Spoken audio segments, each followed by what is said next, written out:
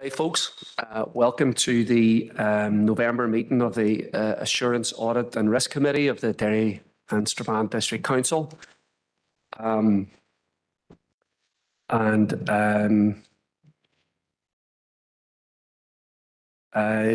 is going to take the attendance. Thank you. Thank you, Chair. Good afternoon, members. You're hereby summoned to attend the bi-monthly meeting of the Assurance, Audit and Risk Committee, which is a hybrid meeting held today here in the Guildhall and also via WebEx, the 20th November at 4 p.m. I'll just take the roll. Alderman Keith Kerrigan. Online, Denise.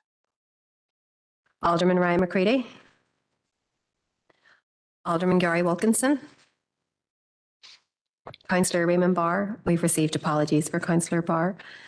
Councillor Shauna Cusack. Councillor Caroline Devine. And Sean. Councillor Sean Fleming. And Sean. Councillor Sean Harkin. Here. Councillor Conor Heaney.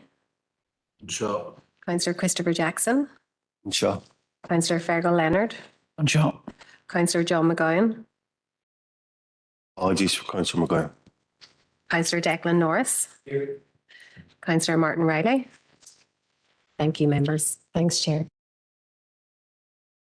Thank you, Denise. And I'll just read out the broadcasting statement. I would like to remind everyone present at the meeting in the chamber or in attendance remotely that this meeting will be broadcast live to the internet and will be capable of repeated viewing. This broadcast may be terminated or suspended in accordance with our protocol. Due to your attendance at the meeting, you are consenting to being filmed and to the use of and storage of those images for broadcasting or training purposes and for the purpose of keeping historical records and making those records available to the public. Members and approved speakers are reminded to only have their mics and cameras on while speaking at the meeting and to use the chat facility to highlight a request to speak. A copy of the Council privacy notice may be found on the Council website, www.derrystrabane.com. If any members have declarations of interest that they would like to declare.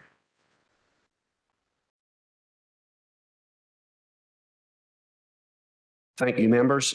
We'll move on now to agenda item 5, Chairperson's business. I have one item today and nobody else has contacted me. So, as everybody knows, this is World Children's Day. And I think reading the local newspapers recently, it's been alarming to read about how many children in our district are dependent on food parcels and on food banks. And I think that this is an indication of the level of continuing and deepening deprivation we have in the district. And as we head into the winter months, I'm sure this is something we need to put a spotlight on and hopefully have as much done as we can to address this as possible. There's a lot more to say to that. You know, I and others will be discussing this further at the full council meeting on Wednesday. The other thing in relation to World Children's Day that I don't think we can not say enough about is the situation facing children in Gaza right now. As people probably know, there are now an estimated 5,000 children that have been slaughtered since October 7th by IDF bombs and bullets. Thousands of children are missing. Thousands and thousands of children in Gaza are injured. They are displaced in their millions and they can't access food, water, medical supplies. There's a massive danger now that children who are injured will die simply because hospitals have been put out of action and because they're being forced to walk the southern parts of Gaza. There will be a vigil tonight here in Derry in the Guildhall Square, and I plan to join it, and I hope other members will too. The Mayor will be there, and there'll be vigils, World Children's Day vigils held right across Ireland today to highlight this.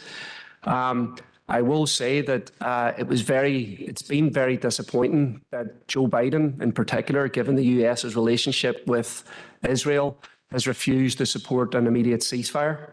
I thought it was a disgrace last week that Rishi Sunak, Keir Starmer, Jeffrey Donaldson and others voted against an immediate ceasefire.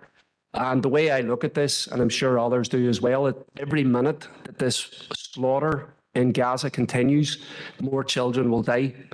And a ceasefire could actually save thousands of lives. And I think that those who are not backing a ceasefire right now have blood on their hands. Those who voted against the ceasefire in Westminster have blood on their hands. They've got the blood of innocent children in Gaza who will be killed today because they refused to force Israel to call off its genocidal war. So I hope that you will join the vigil, and I would propose a recess today if the meeting isn't over by then. Hopefully it will. But if any members want to add their voices to comments around World Children's Day, you're more than welcome. Councillor Jackson. Cormail, Chair, and thanks for using your position as chair to highlight the fact that it is World Children's Day, and it's only right and appropriate that we do reflect on the current situation that's ongoing in Gaza.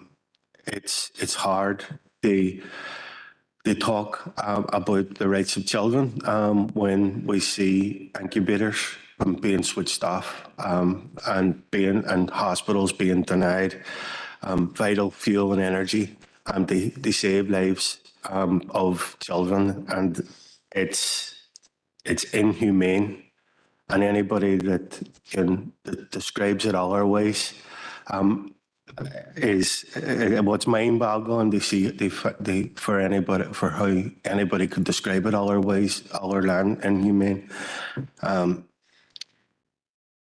The situation in Gaza is becoming increasingly worse as the days go on, and Chair, as you've highlighted, there will be children that will lose their lives as we continue with this meeting because of the inaction of the international community. So fully endorse the comments that you've made in relation to the role of the international community on calling for an immediate ceasefire. That's particularly in today as World Children's Day, the call for a ceasefire couldn't be more poignant. In relation to your initial comments in relation to the amount of children and families that are relying on food banks, it's something that we're experiencing day in, day out. Growing numbers of people are struggling with the impacts of 12 years of Tory austerity, and governments that are making decisions in London that are denying the support to people living in this part of the world. They have no regard for the people that are struggling and are relying on charity, and it's disgraceful. That needs to change. There needs to be an end to the austerity agenda of the current government in Britain. But again, and Chair, we've outlined it from our perspective. There needs to be a genuine conversation amongst ourselves around a better way forward that protects children from disastrous policies of millionaires in London. So that's, and we're up for that conversation, and more people are getting on board and being part of the conversation around a better way forward. But it is only right, Chair, that you've highlighted it, and we've always endorsed the event tonight in the Guildhall Square, and like yourself, would encourage as many people as possible to attend and show their solidarity for the thousands of children that are currently facing unimaginable circumstances in Gaza. Thank you, Chair. Thanks, Councillor Jackson. Councillor Riley. Yep. Thanks, Chair, for bringing me in, and thanks for raising this item today in Chair's business to allow us to comment and to agree with what you said, Chair, in relation to the locally, in the first instance, about the number of children in our district. facing poverty, relying on food banks, and all the associated difficulties that brings for them as children and their wider family. I'm conscious as well, within the last few days we had a number of local primary schools which were closed because of industrial action. Again, an indication of the fact that children are at the forefront of the difficulties faced by our public sector. When we have classroom assistants not getting the adequate pay for the work that they do and the service that they provide to the youngest in our society. And that's, again, an opportunity for us here as elected representatives to show our support for those that were on strike last week. Encouraging the Department for Education to look towards finding the resources to adequately and appropriately pay people for doing such a valuable job in our education system. Chair, just in relation to the points you made in relation to children in Gaza, I absolutely agree with what you said in relation to encouraging people to attend tonight's vigil, to encourage people to continue at all levels to ask for an immediate ceasefire. Our MP for Foyle, Colm Eastwood, voted for that last week and will continue to champion the need for that type of action, because we do know that this council has a relationship with the UN Rights of the Child. And that committee itself has made a point of issuing a press release before today in relation to World Children's Day, but to talk around how there has been a number of children who have died since October of this year in Gaza, over 3,500 children. And when you put that into the context of the troubles here that we've had in Northern Ireland, more children then have lost their lives in the past number of weeks in Gaza than the number of people who lost their lives through the troubles here over a number of decades. And I think that that has to show the international community that they need to stand up and take action and support the call for a ceasefire, which we'll be doing this evening at the vigil outside in Guildhall Square. And finally, Chair, just for the record, happy to formally second the proposal that we go into recess of the committee today, should we need it, if we haven't our business concluded by the time the vigil arises. Thanks, Chair. Thank you, Councillor Riley. Anyone else like to comment? All right, thank you, members. We'll move on now to agenda item number 6, matters arising from the open minutes of the Assurance, Audit and Risk Committee meeting held on Monday the 18th of September 2023.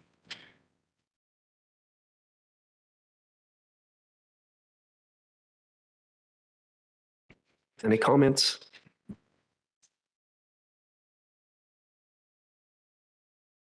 Councillor Riley? Just happy to propose them, Chair. Thank you, Councillor Riley. Anyone want a second? Okay, Councillor Devine, thank you. We will move on now to agenda item number 7, report to those charged. Okay, agenda item number 7 is the report to those charged with governance 2022-2023, and Brian O'Neill is going to lead on that. Thank you. Yes, Chair. Thank you, Chair. The report, those charged with governance, it's our final report. It was presented in draft at the previous meeting, the contents of which I shared at that meeting. The report has since been updated to reflect the fact that the local government auditor has certified the accounts of the council. A clean audit opinion, however, included in the audit opinion is the emphasis and matter paragraph in relation to the City of Derry Airport. It's not an audit qualification, it just highlights the issues with the City of Derry Airport. You'll also remember at the last audit committee, there were 3 management letter points, a couple at page 11 on the report in relation to the landfill provision, landfill gas, and a priority 3 point on intangible assets. Management responses have been included in the report. We are content with the management responses and we will follow those up as part of next year's audit. The report also includes a letter of representation which was signed by the Chief Executive and the local government auditor's audit certificate at Appendix 2 in the report. So happy to take any questions on the report, Chair, but as it already has been presented in draft at the previous meeting, I'm hoping members will be aware of everything that's in the report at this point. Thank you, Brian. I'll open it up for comments, questions from members. Councillor Fleming, go ahead. Thank you, Chair. I think this report highlights something that we've known for a while, and that the current model for the airport is unsustainable. And it just serves as yet another reason, as if we needed more, for us to get back into the executive, get it back up and running. Because this concerns and issues around funding for the airport, those are issues that we need an executive to deal with. It's our party's opinion that the airport is a key bit of infrastructure for the Northwest. And one of the priorities we've identified for the Northwest is infrastructure. And the airport is a critical part of addressing those shortcomings. Thank you, Chair. Thank you, Councillor Fleming. Any other hands? Can I ask that Gary Wilkinson's attendance be noted, please? Thank you. Yes, similarly as Councillor Fleming, I think that the issue of funding for City of Derry Airport is a massive one for us, and obviously the report can't take a final position because there's still a question mark as to whether or not there will be government funding going forward. As we know, our council is under huge financial pressures. Our ratepayers are under huge financial pressures, and this is really something that the burden should be lifted off the council and put onto those shoulders that are much broader. I welcome the fact that the Irish government has said that they're open to being involved in funding for City of Derry Airport. I think we have to look at all possible avenues to get funding, and we do know that there's a large proportion of City of Derry Airport users that come from Donegal, and the Irish government should take some responsibility for this. But really, Stormont has a huge role to play. It's been absent in this. Westminster has an even bigger role to play, and it's been absent in this. And I think it's right that it's in the report. But that the report itself can't take the concern any further. So we'll all be looking forward, and hopefully there will be a better funding arrangement for the council. Can I ask if the independent auditor, Rona Slevin, has any contribution to make for this part? Thank you. Thank you, Chair. Yes, I had already reviewed the report and spoke to officers at a pre-meeting we had on Friday, and I then had a follow-up phone call from Alfie to explain my particular query, which is in relation to changing a long-term liability into long-term asset, or an adjustment to the accounts. I was fully satisfied with the explanation I got and content with the report overall. Thank you, Chair. Thank you, Brona.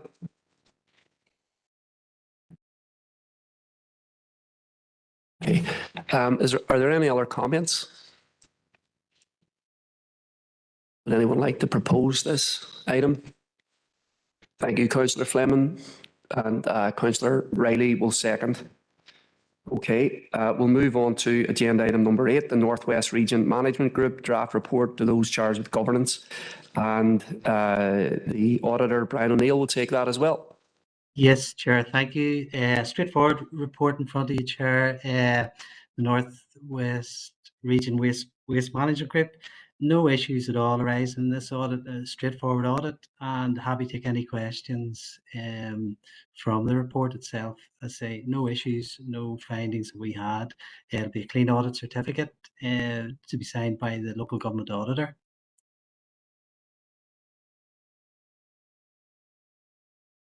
Thank you, Brian. Any members wish to comment or ask a question?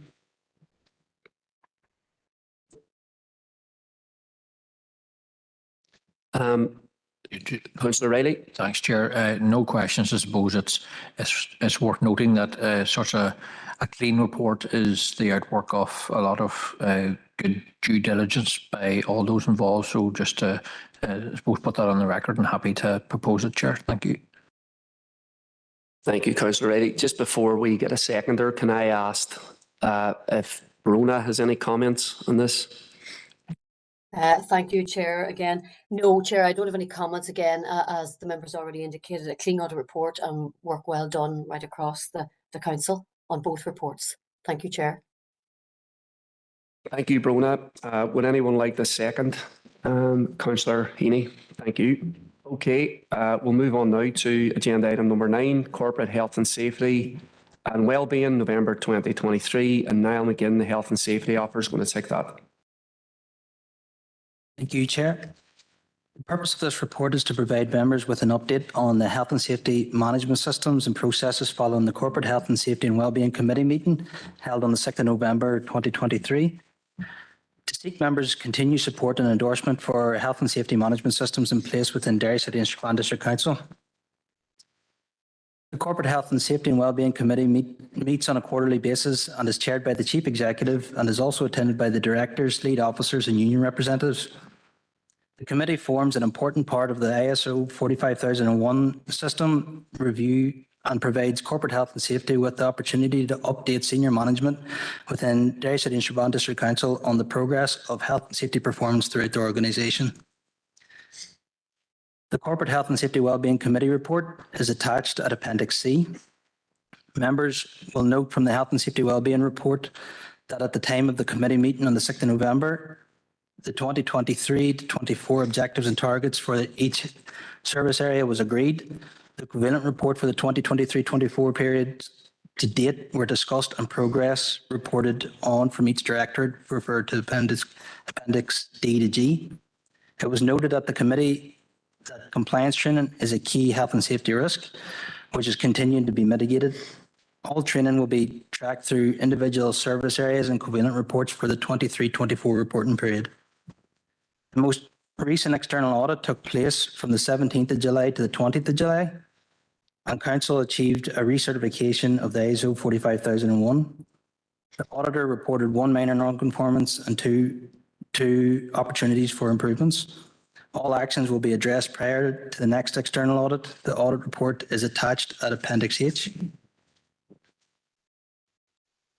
The internal audit process continues across the Council on a monthly basis. Members will find a copy of the updated reports presented to the Health and Safety and Wellbeing Committee on the 6th of November at Appendix I. On the 3rd of August 2023, Health and Safety Executive Northern Ireland completed site visits to Pennyburn CA site, Strahans Road CA site, and Plumbridge CA site as part of the HSE NI's Workplace Transport Initiative. The inspector updated corporate health and safety via email stating that they were satisfied with the relevant documentation requested and actions were closed. Members can find report attached to Appendix J. The committee discussed the review of the accident and incident data for the 2022-23 reporting period. Members will note that the main health and safety wellbeing report details the total number of staff ridders over the 2014-15 to the 2022-23 financial period. The committee also found the accident and incident data, or discussed the accident and incident data to date. The committee discussed projects requiring corporate attention and review to ensure the organisation remains compliant with key statutory regulations such as Legionella management. The committee also discussed other corporate projects in relation to the implementation of the new Incident Accident Investigation Systems project. There are no implications arising from this report. Members are asked to note the content of this report and to continue to support and endorse the health and safety management systems and processes in place throughout the organisation. Happy to take any questions. Thank you, Niall. Any questions from members? Councillor Norris. Thank you, Chair, for bringing me on. Thank you, Niall. It's a very in-depth report. It's good, the incident report there, you can see that, like, especially the reporting of injuries and dangerous diseases, it's went down very good. How do you break your sort of reporting? So is it like near misses, first aid treatments, medical treatments, like fatalities? How's your report broke, Andy? And how serious was the 4 ridders that are there now? That's all. Niall, do you want to take that? Yeah, through you, Chair. We currently have an accident report form that breaks it down into near misses or the type of accidents in which it relates to.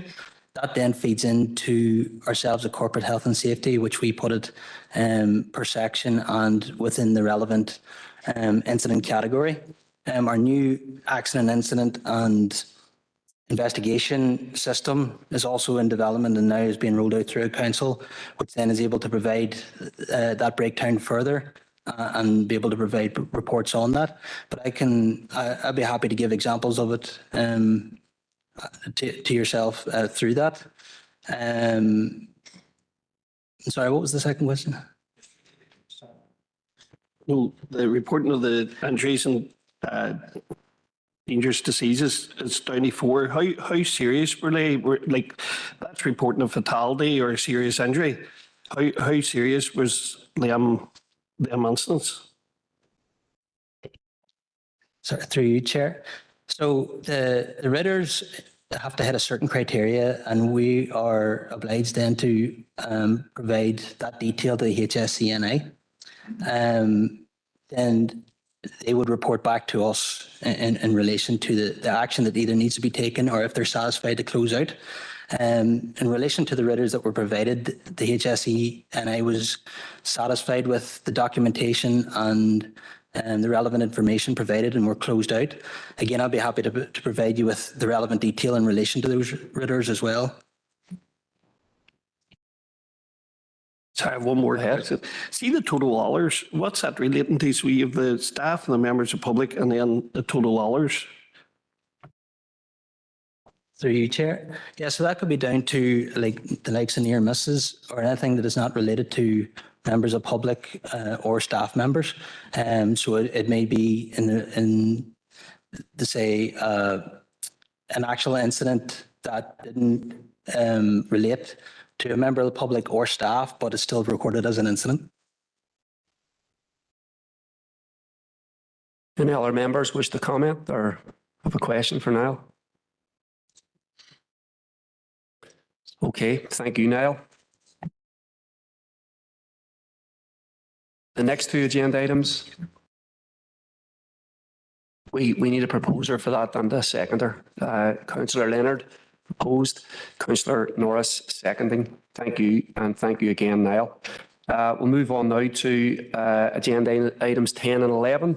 And Denise is available to take any questions or respond to comments for them. Anyone with a question? Oh, in terms of number 10, the community resilience pilot, prepare, adapt and strengthen. I think that the participation of the community and voluntary sector is very, very important. And I know that's getting developed because local knowledge, local expertise are all absolutely critical. And I think that when people volunteer to help when there's an emergency, it makes a massive, massive difference. And my concern isn't that the community is getting involved. It's more that the those with the statutory responsibility don't see this as an opportunity to reduce their involvement. And what I mean is not just the response when there is an emergency, but also in the assistance to the voluntary sector in terms of assisting them to be prepared, that they have to be actively involved in the discussions with the community and voluntary sector about, preparing areas, communities to be resilient if it's, a climate issue or something else. And obviously there's an overarching issue as well about funding for resilience and funding to statutory bodies. So Denise, maybe if you could, say a few things about that, that would be helpful. Yep, thank you, Chair, and couldn't agree more with your comments. Obviously, this pilot has been an excellent project that has taken place over the last couple of months with a number of our communities, but I think it's fair to say it's reflective right across the city and district. We do have an excellent community and voluntary sector, particularly in terms of community resilience and responding to emergencies, and we have seen that in numerous occasions over the past number of months and years. We've been very, very lucky, and we're continuing to try to build upon that and strengthen that. You can see in the report that the pilot did highlight a number of recommendations that we are now seeking endorsement from the Regional Community Resilience Group. And one of them is specifically in relation to a cross-departmental task and finish group where there is a home for community resilience, because it is very important, and we have made this point, to the government departments, that it can't be seen as the community's been left on their own, that they have to, the government departments must come in and support them, and we need to be giving the communities the support that they need as well as the funding. So those particular comments that you have made, Chair, have fed in through the recommendations, and we are taking this forward with the statutory body responsible for this. Happy to feed in to a future meeting if the committee wants this is endorsed by the Regional Community Resilience Group, and we have an idea of where those recommendations are going. I'm happy to bring a further report back on that. Thank you, Denise. Councillor Norris. Thank you, Chair. Thank you, Denise. I see how important the community resilience groups are, like out in Eglinton, and the community resilience officer was working with the group out there, and how important that is it's just brilliant to have that, and they need the support. Like, we see how we're left, we're working with the Department of DFA, but you need that person in between, to help and all, and I think it's so important, and I would be totally proposing this, that this continues on. Thank you so much. Thank you, Councillor Norris. Councillor Riley. Yeah, Chair, thanks for bringing me in. Just a second, Councillor Norris's proposal to accept or to endorse what's in front of us here this afternoon. Thanks to Denise for it as well. As same as Councillor Norris, when there was flooding happened in his DA, a similar night there was flooding in my DA in the waterside, and you do see the value of local people working in their own local communities, trying to make their own areas safe and to help those in need. So local people have to be at the centre of all of this, and I suppose that's where the local council comes in, because it is seen to be the local council is where people turn to for assistance. I suppose that leads me to the point, Chair. There's NILGA have organised a conference on Friday up in Belfast, I think, or outside Belfast. I'm wondering, is our local officers attending that event, or are they aware of it? Because it only came into elected members as a reminder today. Thanks, Chair. Thank you, Councillor Riley. Do you want to respond, Denise? Yeah, thanks, Councillor Riley. And again, thanks for your comments, and fully endorse everything that yourself and Councillor Norris have said. I know how the importance of communities in both your areas, and we've obviously been working very closely with them and will continue to do so. Yeah, NILGA have organised that event for Friday. They've advised us that all elected members have been invited, but our resilience officer will be attending the event as well. And, if members can't attend, we're happy to share whatever information we can or rerun it in whatever form we can then for members. So thanks for that. Thanks, Denise. Councillor Heaney.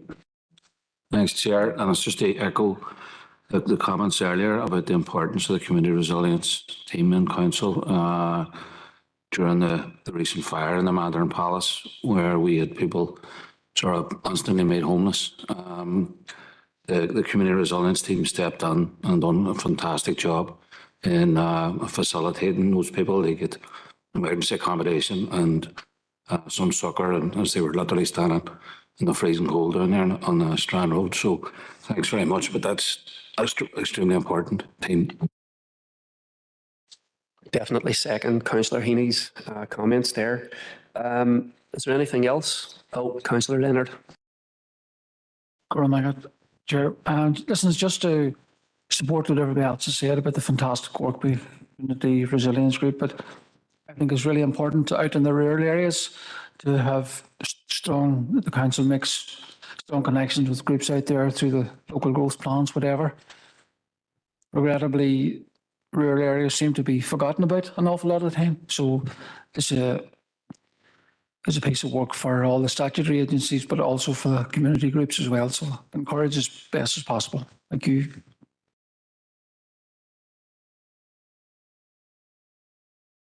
Those comments are taken on board, Councillor Leonard, and I think you're 100% right. Councillor Jackson? No, and thanks, Chair. Just to give a sort of broader view, because I think we've, in terms of everything that's been said in relation to council's involvement in the community relations officer, and has been well documented and well aired, or the resilience officer, but it's in.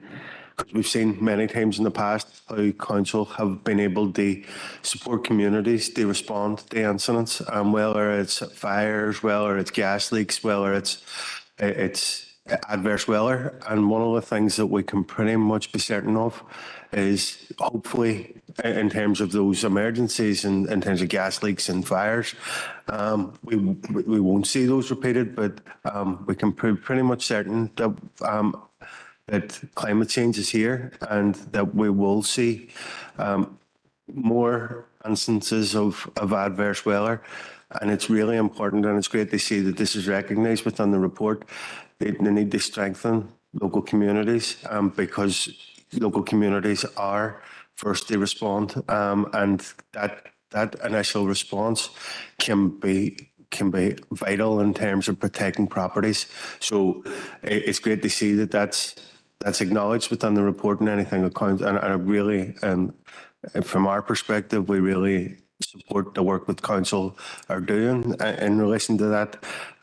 But unfortunately, it is the reality of where we are, where we're going forward, and we can expect the need for this to be strengthened a lot more. So, and that has been recognised within the report. But it was just to highlight that that inevitability of the need for this this type of process. Thanks, Chair. I mean, I'll just add to what Councillor Jackson is saying there. I mean, and it's just an example, and I'm sure Councillor Heaney's well aware of it as well, but the recent flooding of the Bywash was, I mean, catastrophic again. And not only did it cause huge traffic congestion on the Craigan Road and, you know, an accident there, but then it was also causing mayhem right through Rosemount, and it took hours for this to be addressed. And the, you know, agencies that are supposed to be involved in this, because it was called in by numerous people, were very, very slow. And so if there was more, I don't know, community response, even in letting people know, don't drive this way or don't come anywhere near Park Avenue or Rosemount Avenue, I think it would have made a big difference. So there's probably lessons there, but that could really be applied anywhere in across the district where that happens. Okay, I don't see anybody in the chat box. So if it's okay, we will now move into confidential. There is no votes to be taken or